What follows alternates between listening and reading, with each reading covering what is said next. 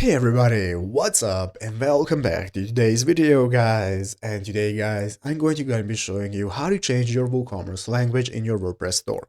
This is a very simple thing to do, so make sure to watch this quick and easy video to the very end, follow my steps correctly so you can make sure this works the same for you and you can do this yourself. But yeah guys, let's get straight into it. So the first thing you want to do is to go ahead and open up the official WordPress website right here at wordpress.com if you've not already.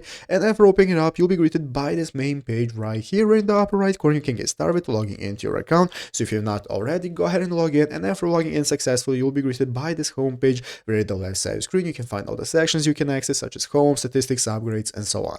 So let's go ahead and take a look at how we can get started changing the language of our WooCommerce store. So basically guys, you can see right here at the left side of the screen we have the WooCommerce option. That's going to enable us to start a new WooCommerce store if you do not already have one, and if you have already created one, you can access it from here. All your settings, info, and so on is going to be accessible right here. So guys, to change the language of your WooCommerce store and your WordPress website, all we need to do is go into the settings option right here. By clicking on settings, it's going to open up this new option right here, where one of the options is going to be called general. So in the drop down menu, you want to click on general options. That's going to open up the general settings right here. And if you scroll down guys, you can find the language settings. So what you can do guys is change the language to whatever you prefer, and the language you select is going to change the whole site language and your WooCommerce store to that selected language, so people will be able to use it in that language, and it's easy as that. So I hope this video was helpful. If it was, make sure to leave a like, subscribe to the channel. So guys, thanks for watching, take care, and bye.